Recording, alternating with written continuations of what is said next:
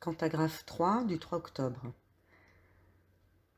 Les toux sont le fruit de produits chimiques, avalés par le corps, ceux du ciel pourris de fumée épaisse. Les yeux sont touchés de cela aussi. Nettoyer les entrées, vues, nez, oreilles, de ces pollutions, sonores également. Leurs mots, attention, tout mot entré est pour toujours entré en dedans et circule. Ils ont oublié les pneumopathies classiques de cette époque. Elles sont là, fruits des déversements du ciel. Comme ce qui est bu n'est pas bon. Les choses en ce moment, d'effrayer les peuples avec des sornettes, celles des pantins qui disent ce qu'on leur demande de dire, horreur crue par tous, n'est qu'un vil domaine des gens salis, qui ont couché leur nom dans les affres du monde, par les soins des gens d'en haut, qui ont vu en eux des choses modulables, enfin vus comme des pauvres bêtes de travail qui n'en finiront jamais dans leur roue de vie. Pauvres, ils ont perdu leur vérité au profit de pauvres scientifiques et généticiens, 2 ou 3 d'en haut, et bien voilà le résultat.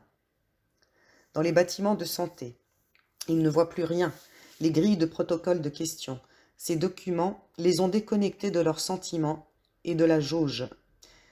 Ils auront une chance de sortir de là, tous. Ils évacuent leur bâtiment, car alors le tonnerre sonnera 3 fois, et les machines tomberont en panne, dans les bras de la source ou de Dieu.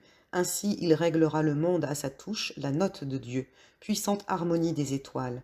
Oui, c'est splendide. Il arrive, c'est extraordinaire, et il le fera pour nous tous. Alors parle des bribes de nos répétitions, sans dévoiler la pièce que nous allons bientôt jouer avec des foules de spectateurs, encore assombris ou non émus. Ils verront la lumière de la scène et seront touchés, au 4e acte, par la nouveauté insoupçonnée de nos dialogues, des mots si grands qu'ils seront étonnés, se regarderont les uns les autres, comme une supercherie magique, mais ils sentiront leur corps devenir couleur à l'instant T sur place. Alors que faire en attendant? Ce sont des mensonges, tous le savent sans l'entendre. Mais que faire? Ne pas donner prise à des commentaires sur les sujets, que ce soit dans un magasin ou à l'école ou encore ailleurs. Tout ce que vous dites est traduit autrement dans la pensée de l'homme sage qu'il croit être. Non pas sage il est, mais stupide pantin de ces médias. Enfin tout cela est bien vieux dans votre monde et ne peut plus fonctionner, c'est sûr.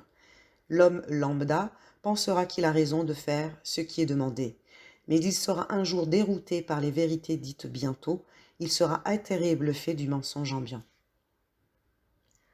Les enfants savent ces choses et ne joueront plus aux soldats. Ils partiront nez au vent vers de nouveaux horizons perdus, ceux de leur monde à bâtir frais, légers, sourire aux lèvres, ayant compris ce que ces adultes ont fait et dit, compris que leurs parents ont trébuché sur la marche de leur radio et télévision, et qu'ils ont failli à la protection de leur propre enfant. Honte passagère qui sera détournée enfin par le renouveau arrivant. Que de beauté, quel souffle de printemps arrive.